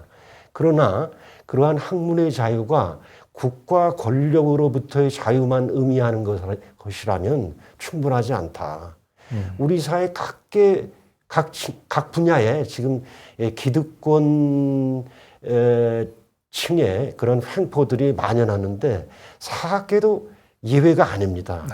이건 굉장히 충격적인 내용이에요. 그러니까 조선사 편수회가 그 왜곡된 일제 총독부가 그 왜곡시켜놓은 사료들을 역사를 한번 바로잡겠다라고 하는 그 시도 자체를 이걸 지금 거꾸로 지금 그동안에 국가 과제를 제대로 수행하지 못했으니까 당신들을 이거 다 연구비 반납하라고 지금 거꾸로 제재를 한다는 거 아닙니까? 기가 막힌 얘기죠.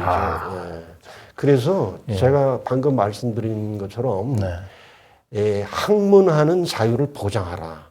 그래서 우리 강단사학계도 좀 각성을 촉구하고 우리 정부도 교육부도 그렇게 공무원들이 팔짱 끼고 그냥 사학계의 그 분위기를 이렇게 눈치를 보면서 모른 채 한다면 학문의 자유가 어떻게 보장이 될 수 있겠느냐. 저는 학문의 자유를 좀 주장하고 싶습니다. 그래서 제가 뭐 길지 않은 시간 말씀을 드렸습니다만은 제가 식민사학이라는 말은 쓰고 싶지가 않아요. 그 강단사학계 분들도 대한민국 국민인데 그분들이 어떻게 식민사학을 한다고 얘기할 수 있겠습니까? 그럴 리가 없죠. 그런데 제가 아픈 부분을 하나 지적하겠습니다. 지금 강단사학계 여러 가지 학설이 사실은 조선사 편수회가 펴낸 조선사의 내용하고 그대로 일치합니다. 결국 그 얘기는 뭐냐? 그들이 스스로 연구했다고 하는 것이 사실은 그들의 연구 결과라기보다는 조선사의 내용을 그대로 따르고 있구나.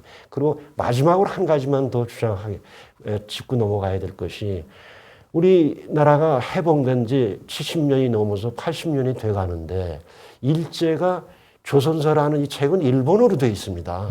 수만 쪽에 달하는 방대한 책인데 아무리 양이 방대했다 하더라도 70년이 넘었는데 아직까지 그것이 번역도 안 되고 그들이 우리 역사에 어떠한 이 부정한 짓을 했는지 이제 비로소 대중들도 알 수 있게 되고 강단 사학계에서는 그것이 두려운 것입니다. 네.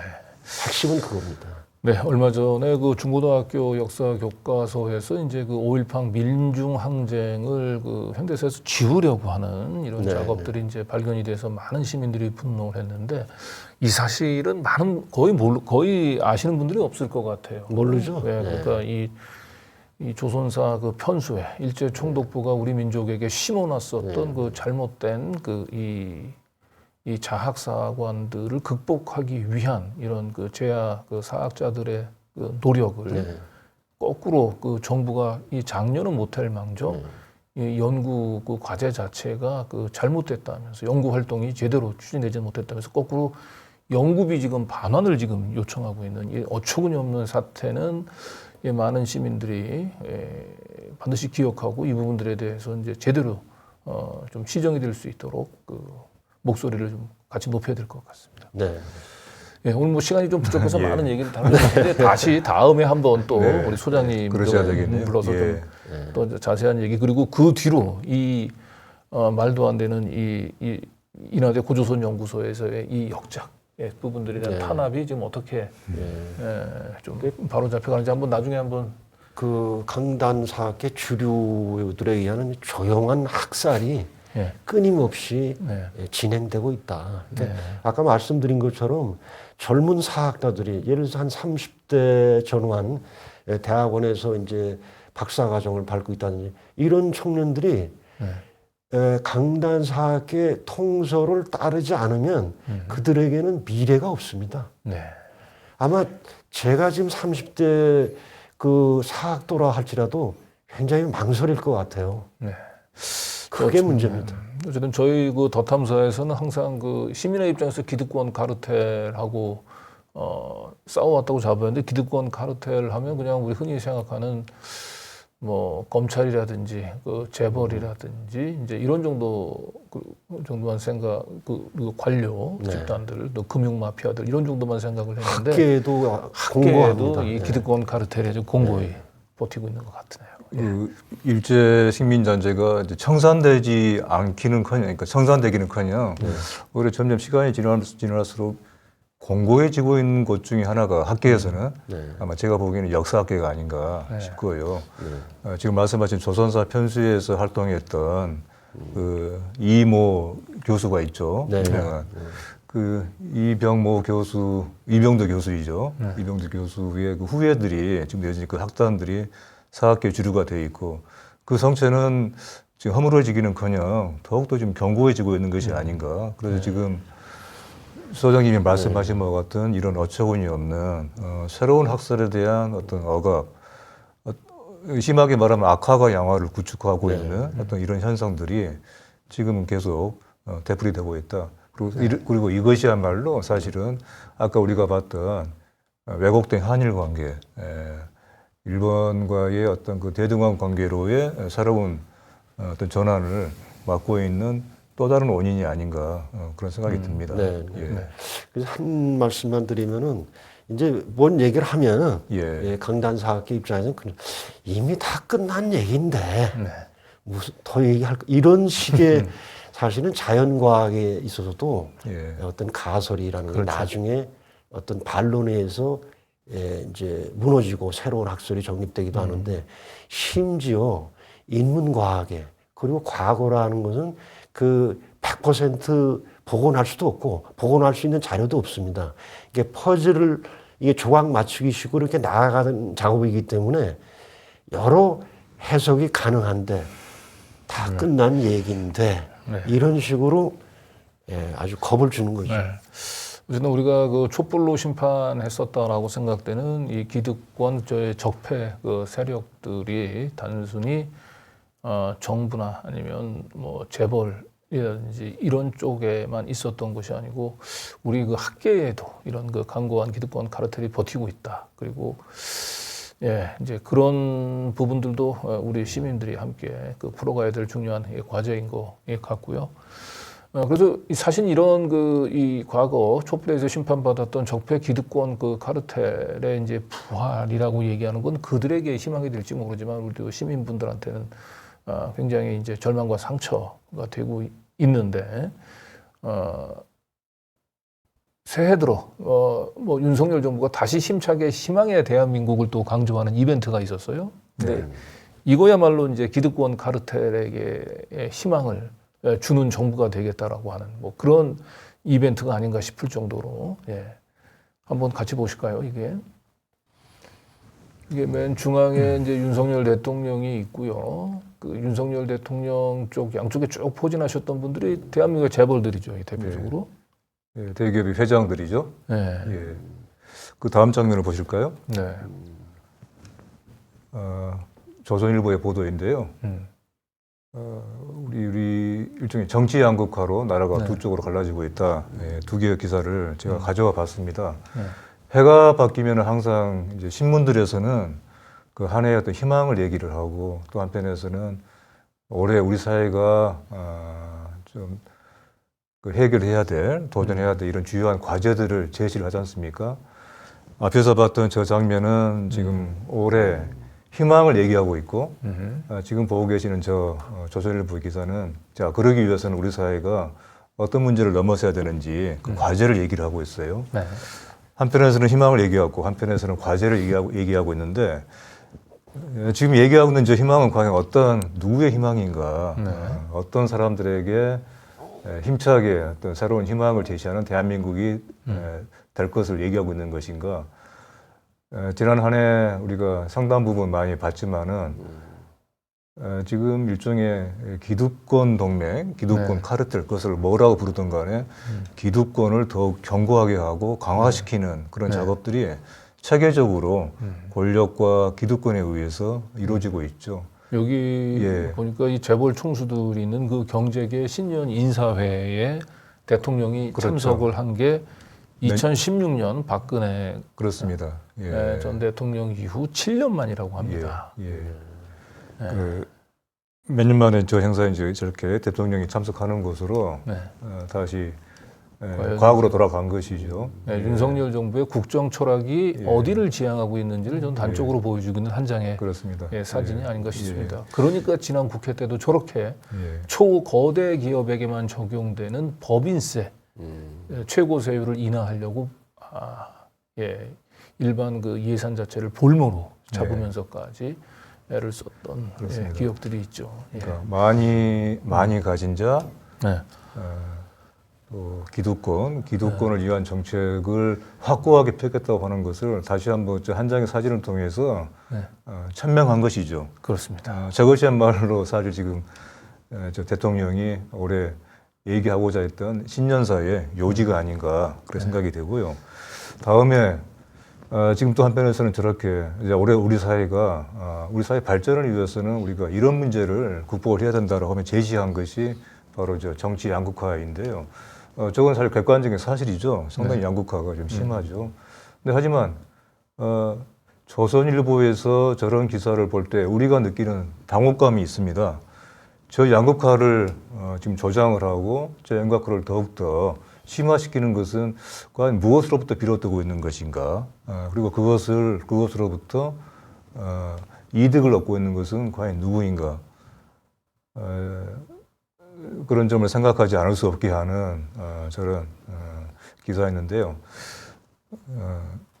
정부와 우리나라의 어떤 유력한 언론들에 의해서 올해 펼쳐질 어떤 상황들, 우리 한국 사회가 앞으로 보게 될 많은 현실들의 한 단면이 아니겠는가.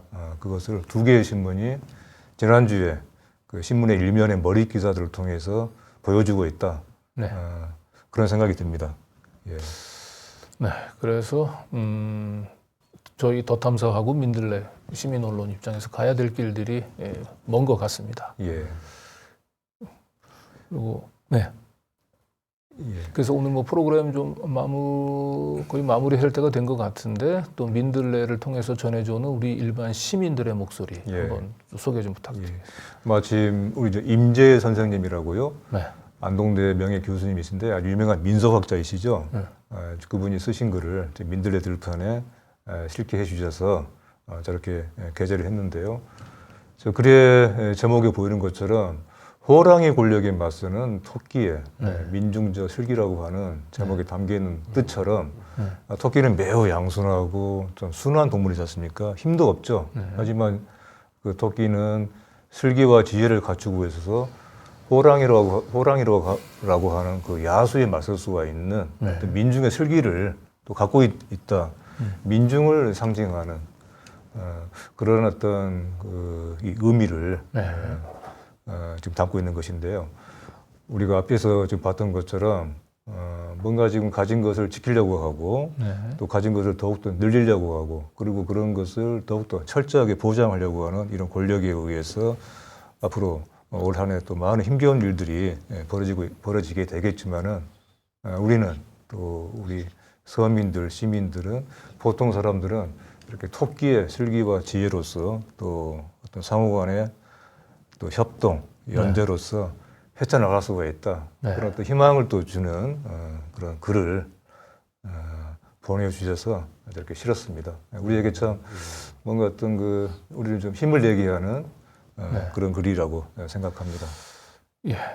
뭐 방금 전에 뭐 사진에서 봤지만 저 대통령이 그 10대 재벌들하고 저렇게 나란히 앉아서 신년에 인사를 드리는 저 모습 속에서 과연 어떤 시민들이 희망을 가질 수 있을지 10대 재벌들, 기득권 세력들은 저 사진을 통해서 안도하고 올 한 해도 별일 없이 넘어갈 수 있겠구나. 그리고 드디어 우리 코드에 맞는 정권이 출범했구나라고 안도의 한숨을 내쉴 수 있을지 모르지만 아마 대부분의 시민들은 분노의 한숨을 내쉬지 않을까 생각을 합니다. 그리고 민들레들 편에 우리 임재해 독자님이 보여주셨던 대로 그래서 정말 호랑이 권력에 맞서는 토끼의 민중적 슬기가 필요한 한 해 아닐까 싶습니다.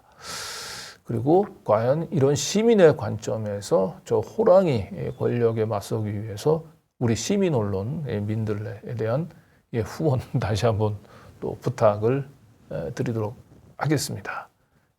저희 더 탐사와 민들레가 반드시 시민의 관점에서 토끼의 슬기롭게 호랑이 권력을 심판하는 2023년 만들도록 노력하겠습니다. 자, 오늘 프로그램 마감하면서 우리 끝으로 뭐 소장님이나 아니면 뭐 이명기 대표님 뭐 한 말씀 마무리 부탁 좀 드리면서 오늘 이제 프로그램 여기서 정리할까 합니다. 글쎄요, 한러 관계에 관해서 좀 말씀을 드리면 최근에 이제 러시아 언론을 보니까 러시아 이제 외교부 모 차관이 했다는 발언입니다. 그러니까 한국은 러시아와의 관계가 단절되기를 원치 않는다. 유지되기를 바란다. 라고 하고 있다는 발언을 했어요. 그러니까 아마도 뭐 제가 현직에 있지 않기 때문에 잘은 모르겠습니다만 우리 정부, 우리 외교부가 나름대로는 이제 러시아와의 소통의 끈을 유지하려고 어느 정도 노력은 하고 있는 걸로 보여집니다. 그러나 제가 보기에는 좀 더 길게 보고 좀 더 적극적으로 미국의 양해를 최대한 구해서 우리가 필요한 부분은 계속 협력이 유지될 수 있도록 좀 더 노력을 했으면 좋겠습니다. 네, 이명재 대표님도 먼저 더탐사 작년 말에 특히 시련이 많았죠. 그걸 뭐 시련이 뭐 지금도 계속되고 있습니다. 그렇죠. 시민들과 함께 헤쳐나가고 있죠. 더탐사와 함께 또 같이 새로운 언론을 만들어 보고자 하고는 출발한 민들레 이제 창간 2달을 맞이하고 있습니다. 작년 2달 동안 참 많은 일을 겪었고 성취도 있었고 또 적지 않은 어려움도 있었는데요. 새해 토끼띠에 우리 민들레가 한번 도약을 해보려고 합니다. 더탐사와 함께 한번 깡충 뛰는 그런 도약을 할 수 있는 그런 해로 만들어 보겠습니다. 네, 뭐 잘 아시겠지만 뭐 지난 연말 저희 더탐사에 정말 큰 환란이 닥칠 뻔했는데 시민들의 힘으로 막아주셨습니다. 뭐 지금도 이 공안 침탈이 끊이지는 않고 있습니다. 지금 저희 방송하고 있는 이 순간에도 저희 스태프들 4명이 지금 서울경찰청에 지금 끌려가서 지금 조사를 받고 있고, 그리고 민들레 저희 더 탐사와 함께 그 이태원 희생자 명단 공개한 거 관련해서 이미 서울시청 압수수색에 의해서 더 탐사 그리고 민들레에 대한 사실상 압수수색이 곧 예고되고 있습니다. 그러나 우리의 유구한 역사에 비춰봤을 때 민심을 이긴 정권은 없습니다. 그리고 이 민심은 저희 시민언론 더 탐사와 민들레를 통해서 만들어진 이 민심이 2023년에 윤석열, 한동훈, 김건희 이 그동안 공안 정권을 제대로 심판하는 큰 원동력이 될 것입니다. 다시 한번 더 탐사뿐만 아니고 민들레에 대한 큰 후원 부탁드리면서 오늘 방송 여기서 마무리하도록 하겠습니다.